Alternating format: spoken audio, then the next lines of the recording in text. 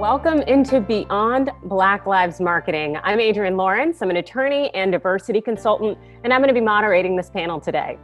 In this session, we're going to be discussing how companies can move beyond just performative statements in support of Black lives. And we have a remarkable panel of 3 experts for you today.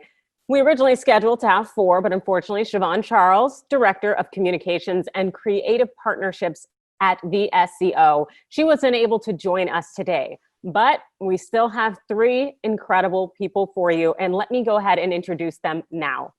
First, Michael Hagos. He is an art director based in New York, and he also happens to be a change maker in the field of diversity. And we have 2 trailblazers coming to us from Crown Magazine. That's Lindsey Farrar, co-founder and editor-in-chief, and Nkrumah Farrar, co-founder and chief creative officer. And for those unfamiliar, Crown Magazine creates a progressive dialogue around natural hair and the women who wear it. So let's go ahead and get this started by discussing Black tile activism. All right, panel. So this summer, we saw a huge number of companies, influencers, all else posting Black tiles on social media, replacing their icons with BLM photos. They're doing it. But, you know, social media, by making all this possible, is great. But how long is this whole Black tile activism really going to be influential? I will go ahead and tee it up for Michael. I think the Black tile sort of moment was cringe-inducing, but also kind of perversely a positive in the sense of the fact that it was one grand moment where everybody, or at least millions of people, made a mistake at the same time. And I think that and everybody realized it in real time, because I think that's what happens a lot of times. If somebody will say something, they'll say something clumsy, they'll make a mistake, and then people will watch them, and then they'll sort of realize and they'll act like they knew what was going on the whole time. But for everybody at once on the same day to understand that they weren't helping the movement is, I think, the kind of thing that is humbling in a good way for a lot of people that want to be good allies, because the fear of a mistake is something that is an excuse for a lack of action. And when everybody sort of makes a mistake at the same time, then we can have sort of a nationwide conversation. Okay, what are the right ways to do this? What are the right ways to, post a Black tile, but take the hashtag off? How do you actually support organizations? And to have that conversation happening like all at the same time around activism versus, appearance is, I think was in the long term a helpful thing. That is very, very interesting you say that, especially the thought that, hey, this was cringeworthy. Nkrumah, Lindsey, your thoughts? From my understanding, the Black tile thing was something that was started by, I believe, 2 music industry executives who are actually Black women.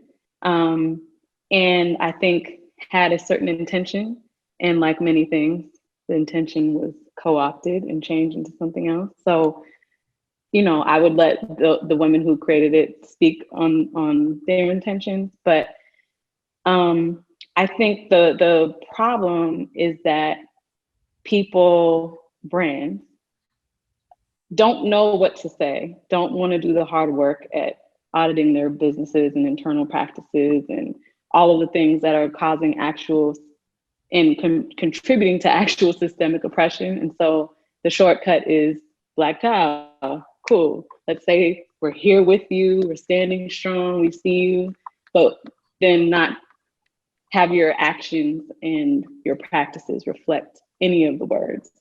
So to answer your question, I don't think a post or a series of posts can have really an impact without changing practices and systems. And yeah, I think it's interesting because it's I don't think that our allies have gotten the memo that symbols will not suffice for us anymore. That people are informed, people have spent some time studying history, and people are ready for the substance. And we've had enough symbol. We've had enough symbol. I think a lot of people that can really resonate with by virtue of the fact that we see the symbolic effort, but we don't really see the substance behind that. So if you can elaborate on what do you think needs to be done for those people who are looking to, hey, to make their mark and to say that they truly are invested in Black lives? They got to invest. You know, we understand very clearly that we are operating in a capitalist society, and to operate in a capitalist society in the absence of capital is a horrible existence. And so what it means to invest is to invest. I think that a lot of things would be different if the establishment didn't have to put up with us. And what I mean when I say that is, if we had more spaces of our own, there would be less incidents of misunderstanding, cultural insensitivity, because we have, you know, spaces that are founded and operated and run by people who are of the culture. But instead, what we have is us fighting to be respected while fighting to have access to something that we didn't create.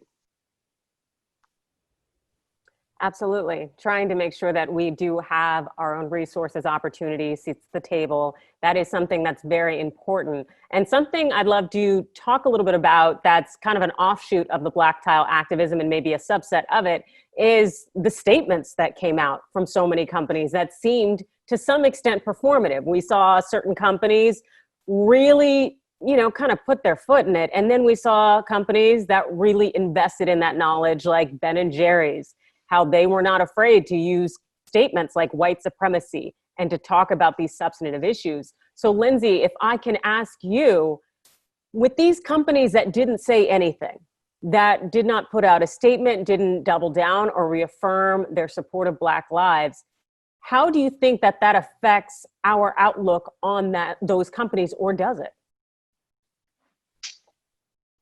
You know, I think statements are statements. My personal belief and feeling is that, you know, it's what we were just talking about. It's statements can be empty, statements can mean nothing. I think we live in an era and a culture where we want people to say something, stand and do something, say something. And we want to almost feel better about it. I personally would rather see these companies do something.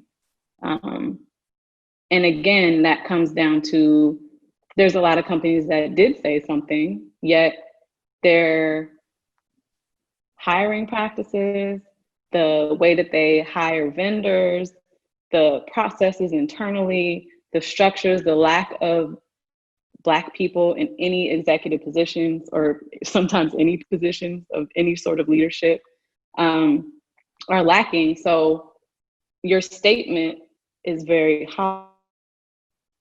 hollow. You're not finding partners or finding vendors or finding employees that are Black because there are no Black people in your organization. And we all know that people hire and they see themselves in people who look like themselves. And so it continues to be perpetuated. And to Nkrumah's point, it's symbol over, you know, we need substance. The symbols, we've seen them, you know, it's like they all hired the same person to write the statement. And it's just, we need to see changes. And I would guess that the people that work inside of these organizations would say all of the same things are still happening. The so-called microaggressions are still happening. When people effort to do business with these buildings, there are systems in place that rule them out immediately. And so it's an education that is beyond there's an education that needs to be happened. Like there's a misunderstanding that there are systemic reasons that all of these dynamics happen. Nkrumah talked about being in a capitalist society. Black people were literally the seed capital for that society. And so we are coming from a very different frame of reference, a very different standpoint. We don't have the same resources and access. And so there has to be a complete reframing when you engage with Black-owned businesses, when you just have to educate yourself and understand that there are alternate realities for different groups of people. Absolutely. And I do think that seeing the statements came out, it was very interesting because it did get to show you who got it or who had a better sense of it as opposed to who was being performative, especially because we also did see different follow-ups. For instance, the Washington Post said they were going to do something about it. Then they all of a sudden issued a notice saying we're hiring for these 7 or 8 new positions that were focused on Black culture specifically, and in other areas also of news and media that they wanted more Black voices. So that was good. And we also got to see companies, come out with the performative statement, and then it created the opportunity for us to call them out and say, no, you actually don't practice what you preach. So that was kind of fun on social media. But Michael, what are your sentiments in terms of the statements and how far they went in terms of companies that maybe did not issue them and companies that did? It's a dangerous position for a lot of these companies to be in, right? Because it's funny that you bring up the Washington Post, because like the Washington Post, the paper of Chocolate City, is one of the whitest newspapers on the planet. Right? And so the beauty of it is if you're going to make a corporate statement, you're basically asking people to check your books, right? So it's like the first thing that I saw when I saw that Ben & Jerry's statement was I look at their board of directors and like surprisingly out of like 6, it was like two or 3 people of color. And I was like, all right, for a Vermont-based company, that's like not the worst. But at the end of the day, where visibility was the name of the game for so long, I think the phrase of late is "fuck you, pay me." Right? Like don't use my face, don't use my name, don't use my culture without the capital. And I think that is where it's sort of the interesting conversations happen, where as more people are allowed into the rooms. Unless we're having a conversation, and I think that's where public opinion turned against Martin Luther King once he started asking for things that cost money. Once it became a war against poverty, and that's when sort of that slow tide. Once it's no longer just marches and pictures, it's finances. Conversations get a lot more real. Real indeed, especially in our capitalistic society. You're absolutely right in terms of the power of the purse.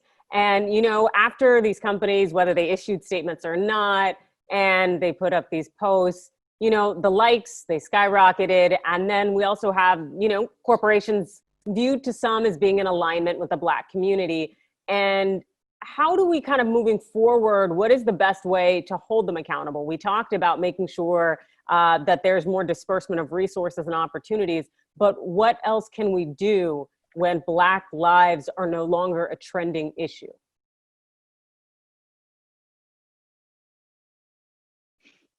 Michael, go ahead.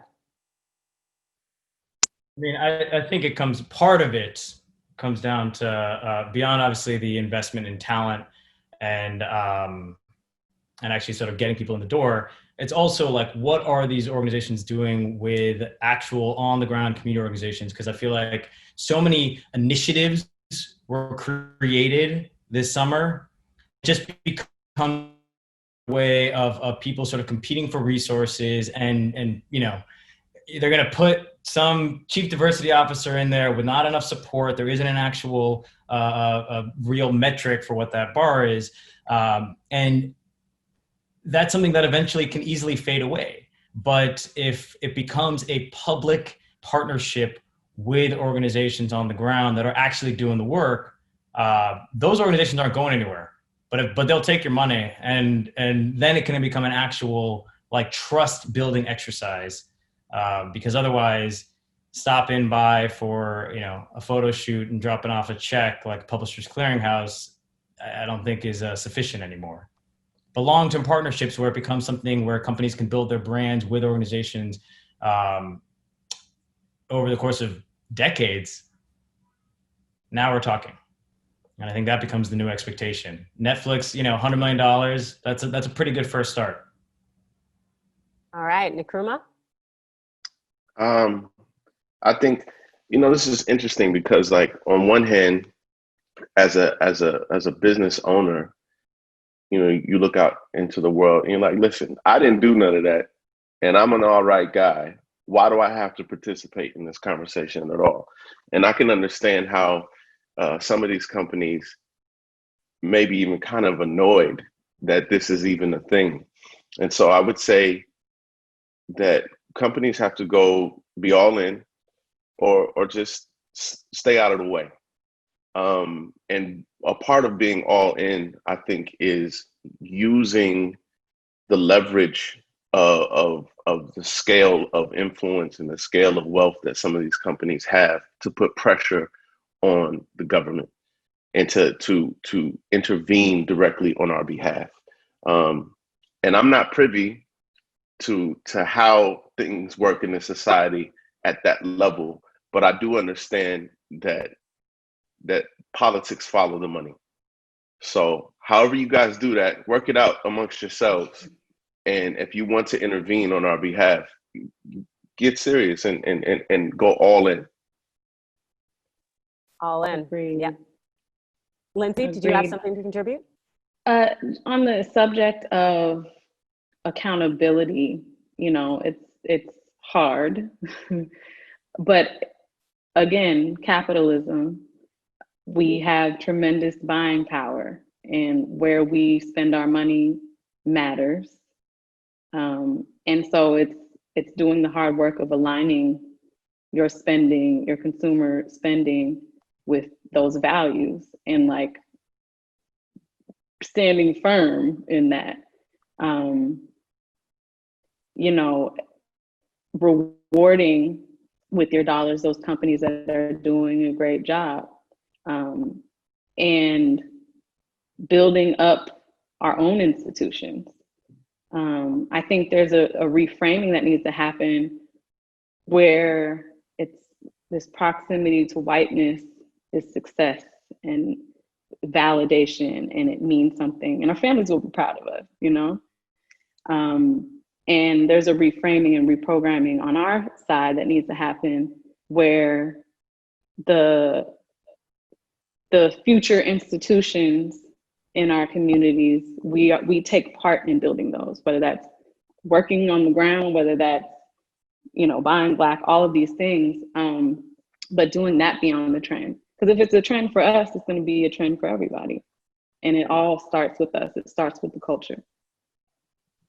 Absolutely, making those long-term investments in the culture and our culture, also being more selective of how we spend our money. And something that Nkrumah had mentioned was really our interactions with the government and what the government and people in positions of power can do. And something that was really interesting to me, interesting as in I hated it, was right when the Trump administration came into power, the first thing it did was roll back the Obama era rules and regulations about employers reporting what they're paying to their employees based on things like gender and race. So we could see, are they practicing what they preach in terms of equality? But of course now we don't get those books to be open and seen, so we can determine how companies are investing in us, what the numbers look like for percentages.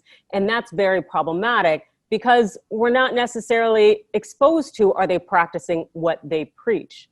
So I guess let me ask you all in a certain vein of that question, what do you think people can do to hold our government accountable? And it may even turn on just voting, but please do share. Lindsey. I definitely believe it has to be more than voting. I think voting is like the bare minimum, and particularly voting in the presidential election is the bare minimum. I think we can all do better at being more civically engaged on a local level, understanding who we saw with the Breonna Taylor case, that it came down to a DA making a particular decision, handling things in a particular way, and making sure that we know how those people got in office, and making sure that the people who are in office are aligned with our values. But I tend to say, like, the government is the government. There's so much that we can do on a personal, on a community level in terms of organizing, that we can affect today. You know, it's our everyday actions, you know, it's the way we spend those 8 to 10 hours a day. Are we upholding the systems that oppress us, or are we creating new ones? So, you know, I think it is important to be engaged civically, but that's just the start. Absolutely. And Michael, hey, you're out there in New York. There's talks of Nkrumah, and I know there's a lot of issues going on when we talk about the vote. How do you think people can leverage their government to make the change that they need? I mean, it might be because I've come from a business background, and I'm from DC, and like talking politics we talk politics the way people talk sports. And so, but I will say, the more that I've sort of been immersed in the world of activism and politics in my life, you know, businesses aren't the tip of the tip of the spear when it comes to progress, but government is even further behind that, right? If you follow the money. And I think there are ways you can pressure businesses. So perfect example of like of Trump rolling back those rules. If it becomes a new sort of normal for even white people, sort of millennials and younger, to say, I'm not going to work for a company whose board is all white, then that becomes sort of something that is, people will then start to be able to understand that, like, okay, well, if it's not enough to have a corporate statement, we're going to have to sort of follow what we think our employees and our consumer base want. Right. So like something like, even another example, like I work for Ford as one of my main clients. And there's one of the major things Trump has been trying to do is rolling back emissions regulations.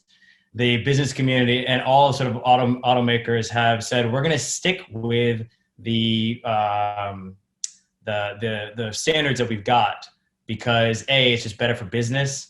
And that's what we think our consumers actually want in the long term. Especially when it comes to Republican governments, they are rarely following what the mass culture actually wants. So I think it's more about pressuring businesses to do things like give people time off to vote, or protect the environment, or make sure that Black people are getting paid, than pressuring particular politicians. I think, in my experience, unless the rich want it to happen, politicians aren't really going to follow suit. And there's a lot of data to back that up. And I definitely won't fight you on it. I think the politicians prefer to be among the rich, which is where we also have the problems that we have. But Nkrumah, I wanted to give you a chance if you wanted to chime in on this, since it's kind of built off of a comment you had made earlier. Anything you want to say? Oh, you're on mute. I think it goes back to the black tile activism question. And I think one of the fundamental issues there is this idea, first of all of the companies who participated in making these statements, they did so from the comfort of looking from their seat at the police and going, oh, that's bad. And it was easy to identify systematic racism against Black people when it's in the form of physical violence from the police. Harder to identify when it's happening within your own company. And so I think with everything, even in the relationship between corporate and politics, I think that starting with self is the best place to start. And so really, it's like, you know, put Black women in charge. How about that?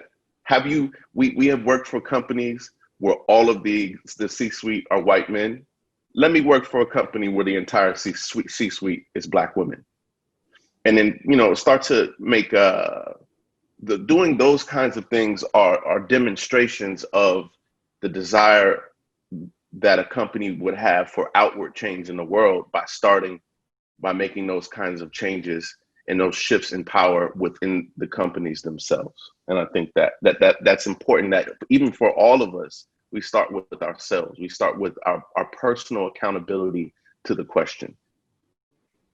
Yes, personal accountability is pivotal. And I really want to swing that into, you know, when people are their own individual brands, when they have the power, the wherewithal to make the calls that they need to make that can advance our society. For instance, during this summer of uprising and movement, we saw that whole Take Responsibility video come out of Hollywood, where it's basically white actors saying, I take responsibility for my part in racism. And hey, you know, there was some good acting in that, 3-minute clip, but it wasn't helping me any bit. I'll tell you that one thing or another. So when it comes to these individuals who are their own brands, yet they carry so much power, whether it's through Netflix specials, through Hollywood blockbusters, what can they do and what should we expect of them when it comes to actually standing in solidarity with the Black community and advancing us? I'll pitch it to any of you. I mean, I think it is, I think what you see in capacities like that, right, is just, perfect example of people being brands, is they're making the same kind of calculus in their head of what can I do that basically won't piss off the people who pay me. And there's a little bit of, there's impotence that I don't really buy. But I think that, I don't think it's on us to give them the playbook, but I'm sort of stuck because I don't think it's necessarily our responsibility, but I've done of well-meaning rich white people who basically want to know their hand wringing or saying, what do I do? And if it's not us, this is a question for the group. Who else is it gonna be? That's a good question. There's a lot of emotional energy and time that goes into bringing people up to speed in what we've been talking about for the past 300-400 years. And so it can take a lot out of us, but hey, somebody needs to do it in terms of they need to get the information out there. But I will pitch it to you, Nkrumah. What can we expect, or what should we expect from these individuals who are their own standing brands? I think that, you know, what I said about the companies applies to the individual. And the first thing is, either you're in or you're out. You're out, that's fine. You're a person, you got your own stuff that's going on, you don't want to deal with it, I understand. But if you're sincere and you want to be involved, I think everyone has to use what they have. And if you're just rich and famous, all you have is your ability to speak in the public. And in the private, where your influence and your fame has sway, and move around the riches.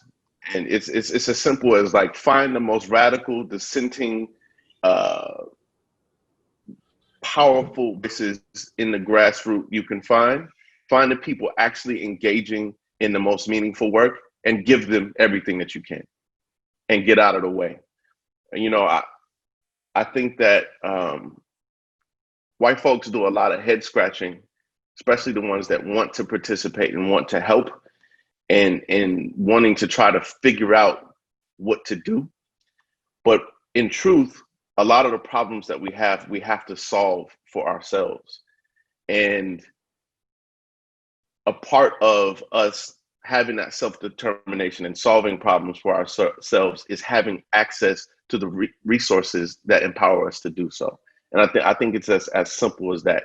So if you're rich and famous, say whatever you want to say, make it heartfelt, look in the camera and say it, use your best acting skills, and then bust out the purse. Thank you, Lindsey.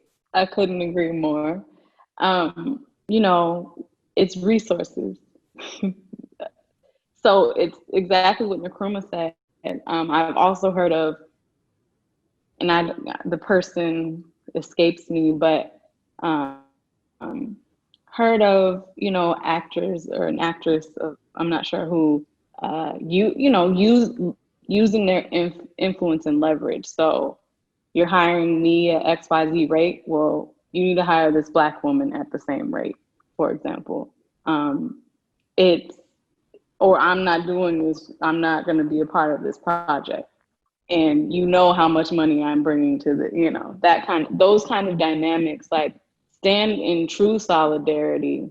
And that's a very small, a very small action that can have a great impact if it happens over and over. And if there are those kinds of dynamics at play, where you're looking at scripts and saying, why are all the Black people maids? Or like, you know what I mean? Giving actual, like thinking outside of your white self and what is great for your opportunity, and having those conversations in reading rooms and making sure that there are roles for Black actresses and actors. You know, I think other than that, it's bust your purse. Actually, if I could add to that, I think the only thing I would add is, you know, when we're talking about actors and actresses, the actors and actresses are a tiny percentage of the movie making population. And the way I think a lot of, especially, let's use Hollywood as an example, but I think it applies to kind of a lot of white allies, is they're used to their allyship being forward and sort of the benefits of supremacy being hidden. And if you kind of reverse that, and it's not just saying like I'm responsible in a 3-minute video, but actually like those conversations about pay rate, about who the DP is, about like all the things that you never, ever, ever, ever, ever would talk about publicly because they're too boring, it's too small, but actually like has a massive effect because, you know, there are so many elements of power that we don't see, but are much more important. It's like an iceberg. And normally we're expecting like, you know, the chief diversity to be at the top of that iceberg while there's 1,000 white guys that you never see underneath. And I think if we have more sort of conversations about the hard levers of power and how shit actually works, that doesn't necessarily make headlines, then I think, you know, we're having a more meaningful conversation about equity. That's such a great point. Yes, thank you for sharing that, Michael. And something that I find to be good ways that individuals who are their own individual brand and carry considerable power can do, whether it be Hollywood or whatever space they're in, are things like inclusion writers, making sure that the people behind the scenes that Michael kind of touched upon, that they are diverse. Especially if you're doing maybe a period piece film that has all white actors, you can make sure that the people we can't see are getting employed, are able to take some of that pocket of that purse home. Also, I really am a fan of actors, actresses, people in power, because media, it impacts our implicit biases. Hiring people on staff, their personal staff, to help them review roles and scripts so that there are no more white savior films. So there aren't more situations where you have these actors making these unfortunate, biased, and racist statements through media and saying, I didn't know, because they may not have sincerely known. Also, love the idea of passing up on roles that they're co-opting from people of color. That would be great to stop that now, as we just saw, I think it was Gal Gadot, she just got is it Cleopatra? I don't know, but there's a lot of sentiment in terms of generally whitewashing a lot of media. And then I think, like you all touched upon, using your power to speak up. We saw Brad Pitt just do that in Quentin Tarantino's film, Once Upon a Time in Hollywood, where Tarantino wrote it so that Brad Pitt would be beating up Bruce Lee. Yeah, no, Pitt stepped in and said, I ain't doing that. And he was right, because it would not have played well. And it wouldn't have been logical based on the facts that we know who Bruce Lee was. But since we only have a few more minutes, I really want to get your thoughts in terms of what do you think can have the greatest impact, whether it's negative reinforcement or positive, calling people out and condemning them, or giving them support and praise in terms of these allies, these companies, when they do something. What do you think will work the best? Or do you think it's a matter of both work? Lindsey, go ahead. That's a hard question. Cancel culture, what does it really do at the end of the day but make us put brands in our mouths and give them more impressions and more views and more conversation and free marketing, you know? So I, again, am much more likely to see it, take note, and continue doing the work that I know will actually have an impact, even if it's an impact in this part of the world. Those things count and those things matter, and our decisions matter. What we do every single day matters. When it's collective and it's compounded, it shifts culture entirely. So I don't have time to educate there's so many people, the Rachel Cargills of the world, who have dedicated time and energy and effort in their lives to creating resources for allies and educating. Like, we live in the information age. There's so much available, so much to read, so much to watch and to learn and unpack. And to Nkrumah's point earlier, it's like, it's either you're in or you're out. If you're in, we just have to have less defensiveness and less, like, we have to really be trying to dig for these answers. That's for the allies, but that's for ourselves, you know? And I think we kind of have to spend less time policing whiteness and more time building our own shit. Thank you, Lindsey. And we only have a few minutes left. Nkrumah, Michael, do you have thoughts on whether we should truly be investing in, positive or negative reinforcement, or both, when it comes to this allyship and these companies?